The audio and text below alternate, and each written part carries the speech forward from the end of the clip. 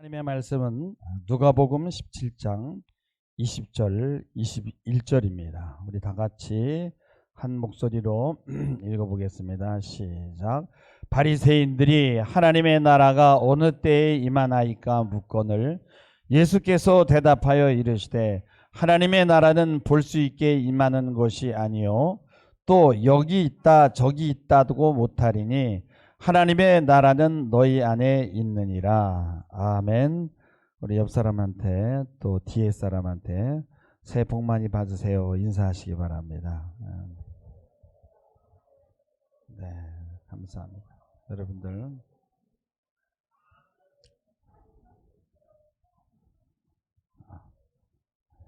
우리 양지평안 교회 성도들 새해 엄청난 복이 쏟아질 것을 선포합니다. 아멘.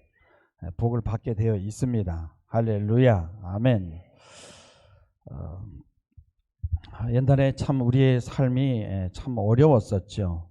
저희도 이렇게 단칸방에 오남매가 살고 그리고 부엌은 이렇게 재래식이었어요. 그런 적이 있었어요. 근데 방 하나에 오남매가 뭐 어린 아이들이 뭐 이 어깨가 넓으면 얼마나 넓겠어요. 그렇지만은 이렇게 가지런히 누우면 어깨가 공간을 많이 차지하니까 한 명은 머리를 이쪽에 놓고 한 명은 머리를 반대편에 눕는 거예요. 그러니까 누우면은 동생 발이 내 여기에 이렇게 와 있는 거지. 그래서 지그재그로 이렇게 잡니다.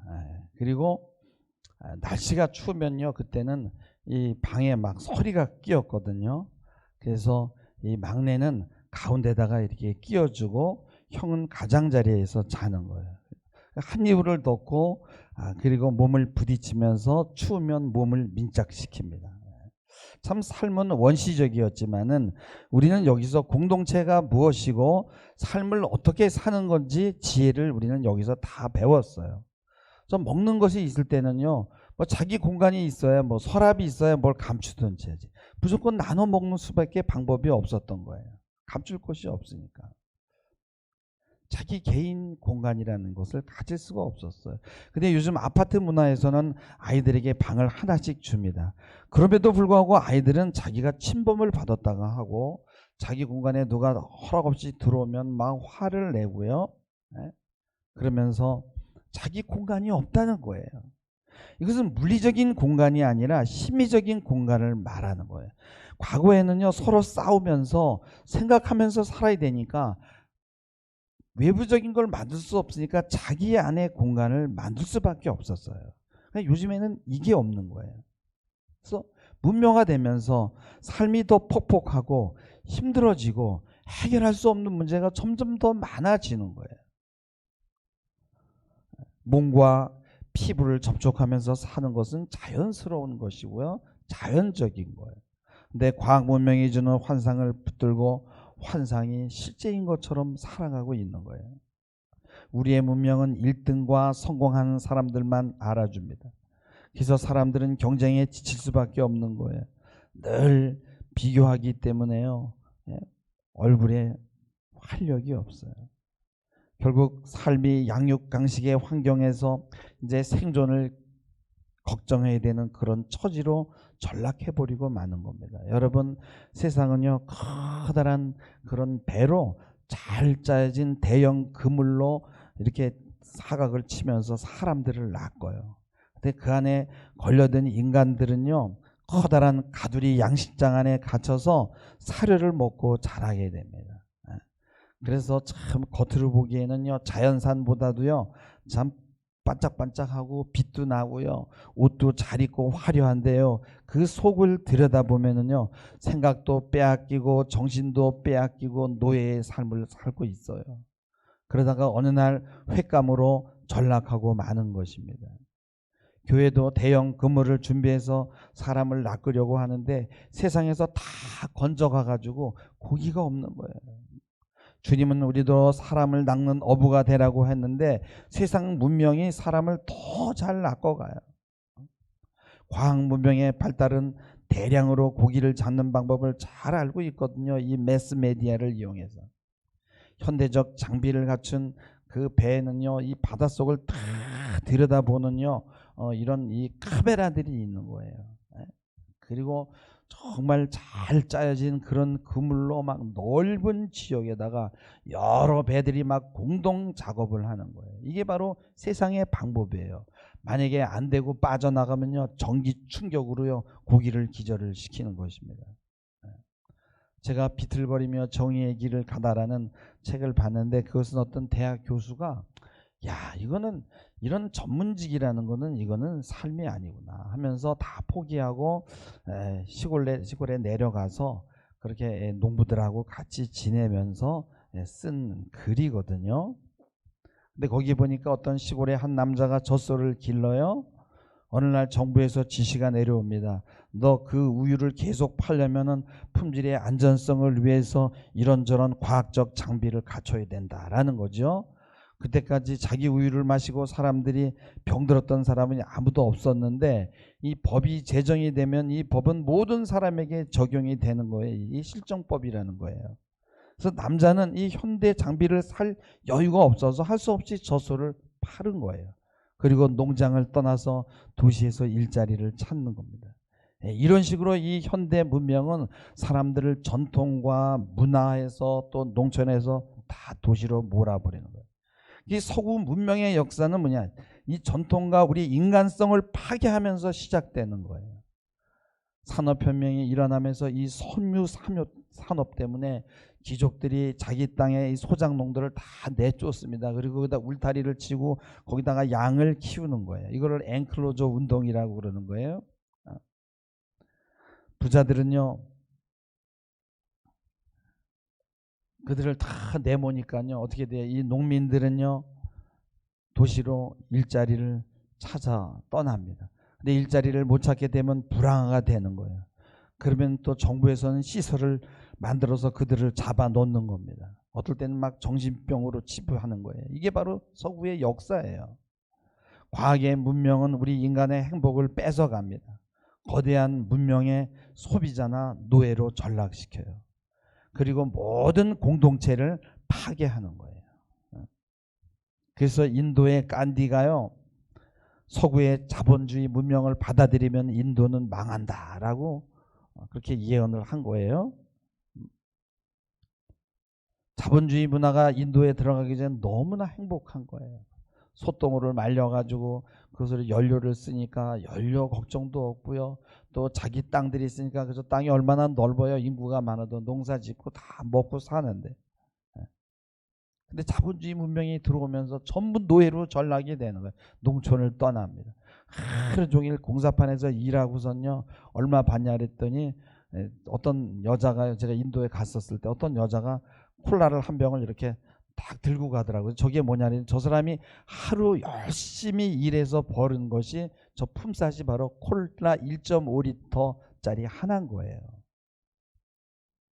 그래서 문명은 우리 인간의 정신을 착취하고 우리 인간을 소외시켜요. 인간만 소외시키는 게 아니라 자연도 소외시켜요. 그러나 여러분, 자연은 만만치가 않잖아요. 반응을 하고 복수를 하는 거예요. 지구가 몸살을 앓으니까요 이게 부메랑이 되어가지고 지금 인간들에게 돌아오는 거죠. 이게 어디서 시작됐냐? 미국에서 시작된 거예요.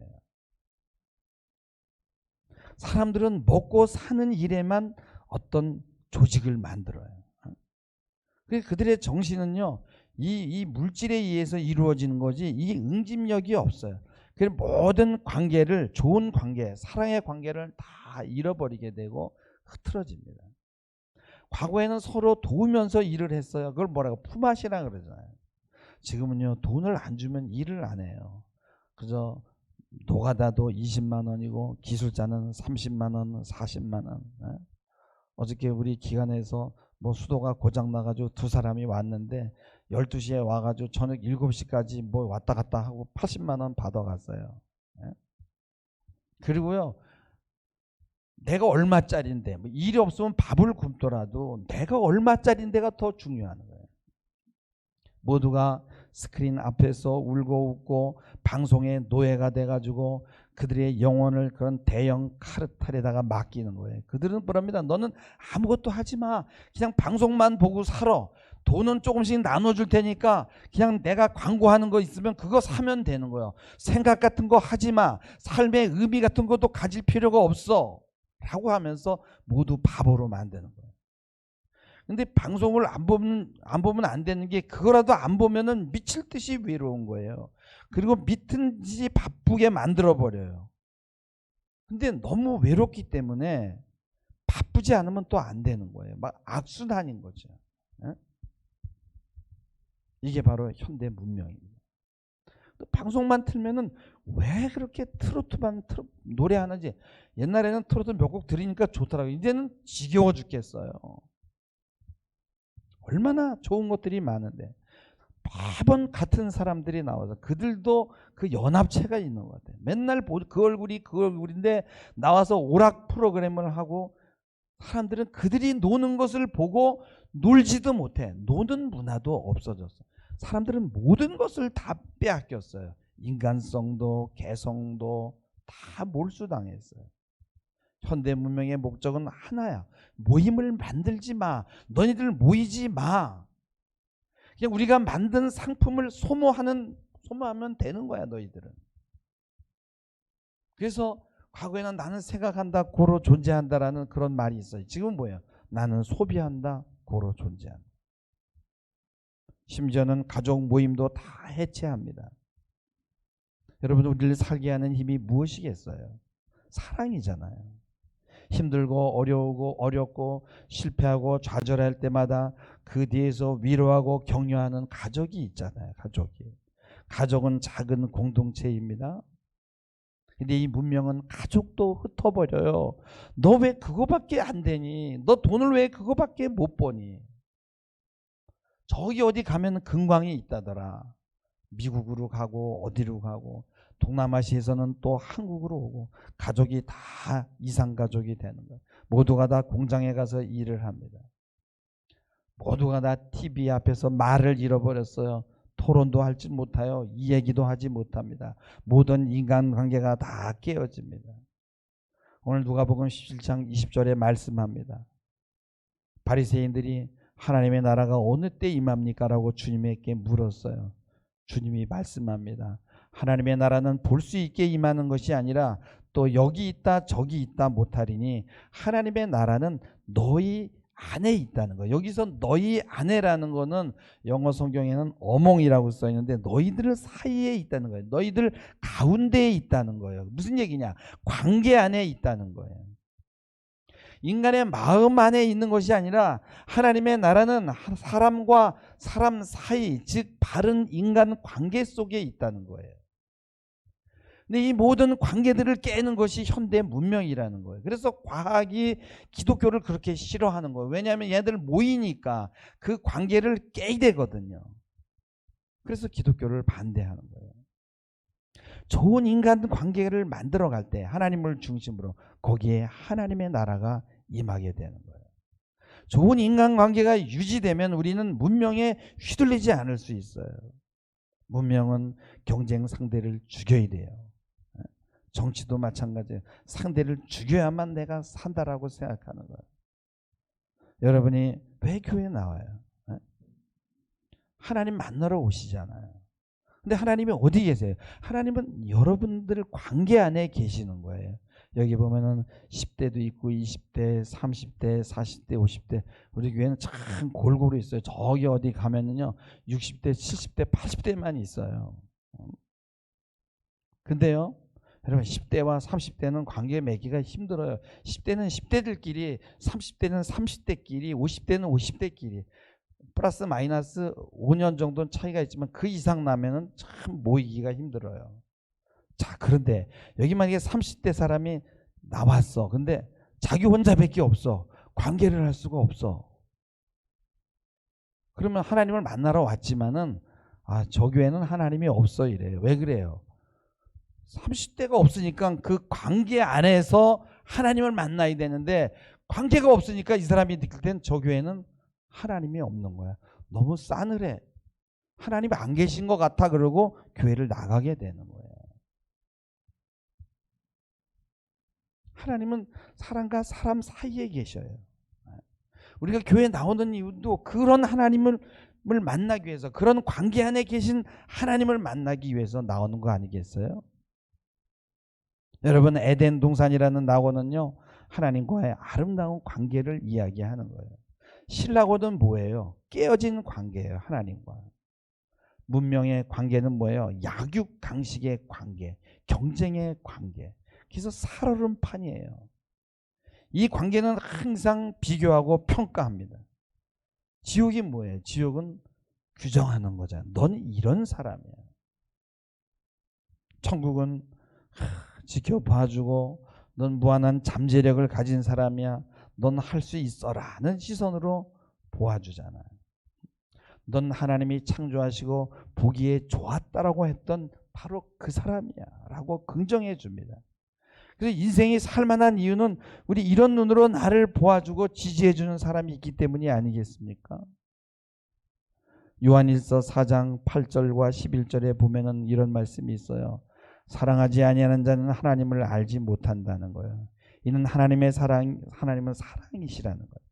어느 때나 하나님을 본 사람이 없으되 만일 우리가 서로 사랑하면 하나님이 우리 안에 거하시고 그의 사랑이 우리 안에서 온전히 이룬다는 거예요.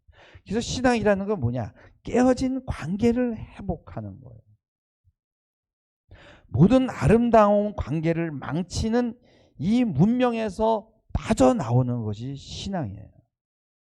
신앙은 또 십자가를 통해서 하나님과의 관계를 회복하는 것이죠.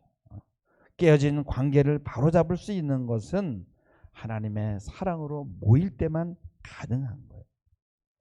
그래서 카네기 공대 그 조사 보고서에 보면은 졸업생 10,000명을 조사했는데 15%만 능력 부족이고 85%는 다 인간 관계의 결함이라는 거예요. 그래서 우리나라에서도 이 결혼 상대 선호도를 조사했어요.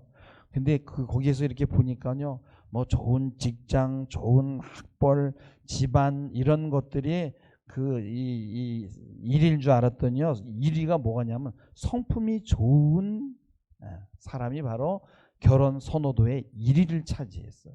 이제 사람들이 아는 거예요. 왜냐하면 너무나 이상한, 이 세상에 너무나 이상한 괴물들이 많은 거예요. 결혼하고 봤더니 마약 중독자였어요. 그래서 남편이 마약을 권해가지고 자기 먹으니까 자기도 중독자가 되고, 결혼해 보니까 분노 조절 장애고 살인자였고, 현대 문명이 만들어낸 괴물들이에요. 가정이 파괴된 곳에서 태어난 자들, 아름다운 공동체를 경험 못한 사람들, 각방 쓰고 자기 중심적으로 자란 사람들, 배려하지 못하는 사람들,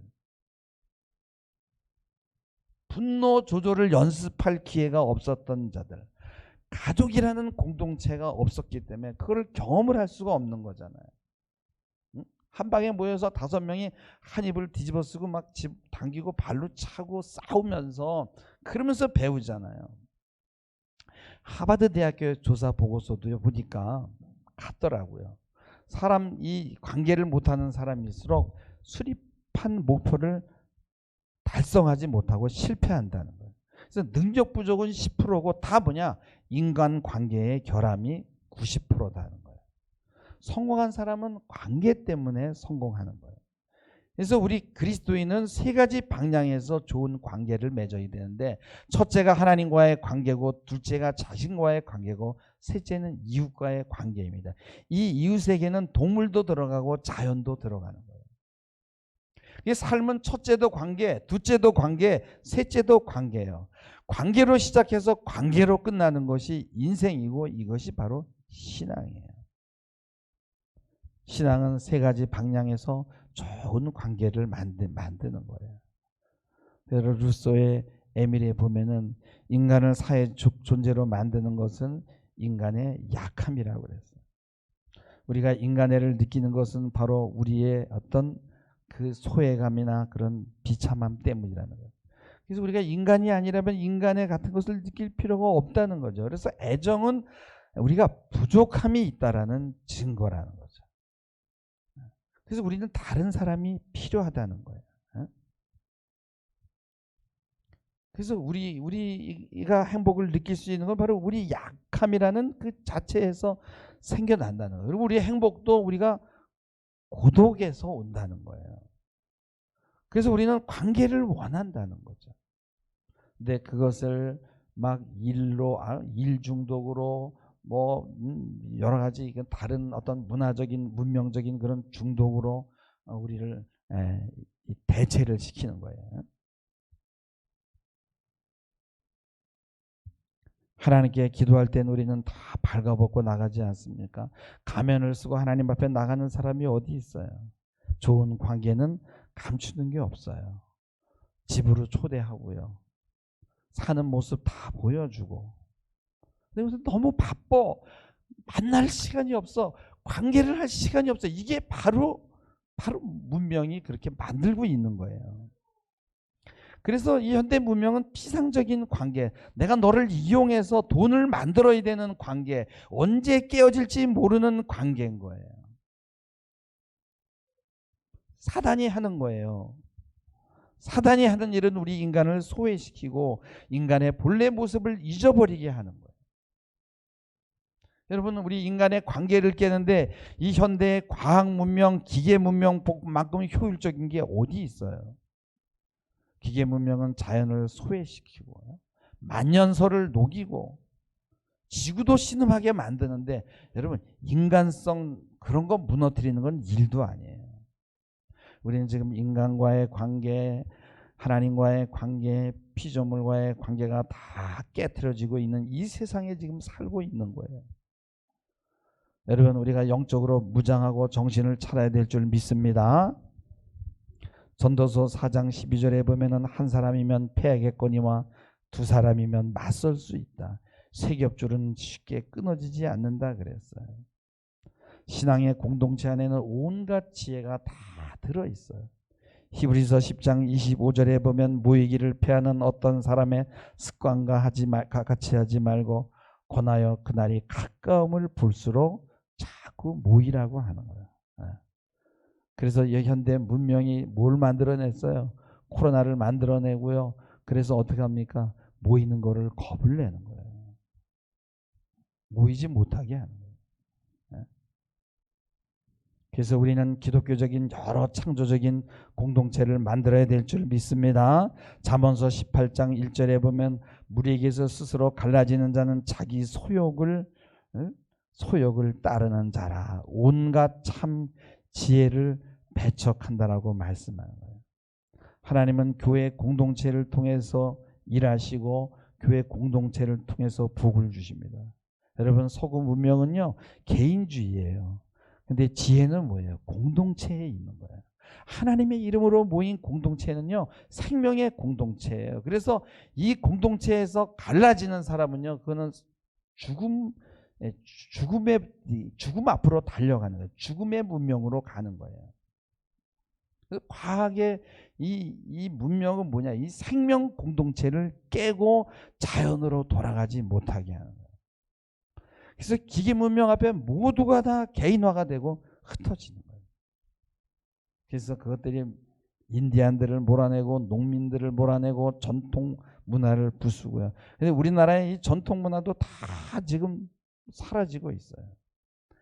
가족을 부수고 심지어 이제 교회를 파괴하고 있는 거예요. 참된 복이라는 것은 생명의 공동체를 만들고 소외를 극복하는 거예요. 요한복음 8장에 보면은요, 예수님께서 유대인들에게 말씀합니다. 너희가 내 말에 거하면 참으로 내 제자가 되고 진리를 알지니 진리가 너희를 자유케 하리라 그랬어요. 근데 유대인들이 뭐라 그래요? 우리가 아브라함의 자손이고 남의 종이 된 적이 없거늘 어찌해서 자유롭게 되리라고 하느냐. 유대인들은 뭐냐면 율법의 전문가들이에요. 한 가지만 아는 거예요. 이게 통전적인 사고를 하지 못하는 거예요. 그 자신이 지금 어디에 묶여 있는 줄을 몰라요. 그들은 율법에 묶여 있었죠. 오늘날 현대인들은 이 세속적인 가치관, 과학 문명에 지금 묶여 있습니다. 우린 지금 우리의 모든 가능성과 우리의 영혼을 다 문명에 팔아버렸어요. 엿바꿔 먹었어요. 그리고 자기가 되려는 것을 포기하고 노예의 삶을 살기로 작정한 자 같이 된 거예요. 그리고 오직 유일한 진리, 타당한 진리는 오직 하나밖에 없어요. 그거는 과학 문명, 기계 문명이에요. 화려한 그런 현대 문명들, 반질반질한 것들, 속은 텅 비어 있는 것들, 모든 성스러운 것들, 아름다운 영역들은 지금 다 사라져가고 있는 거예요. 문명의 족쇄가 우리의 지금 발을 묶어놨어요. 그들은 말합니다. 하나의 세계, 하나의 문명, 하나의 지구라고. 그리고 속이고 우리를 착취하고. 이제는요, 예? 이제는 뭐 세계가 하나가 아니에요. 이제는 자기 나라, 자기 민족만 챙기는, 미국까지 지금 그렇게 되고 있어요. 모든 것들이 다 수량화되고 제작이 가능하고 반복이 가능한 기계적인 것만 진리가 되는 거예요. 다 조작이 되고 있고 생명이 없어요. 여기서 벗어나는 방법은 생명의 공동체를 만드는 것이에요. 하나님의 생명이 하나님을 중심으로 하는 공동체 모임에 있다라는 것 여러분 꼭 믿으시기 바랍니다.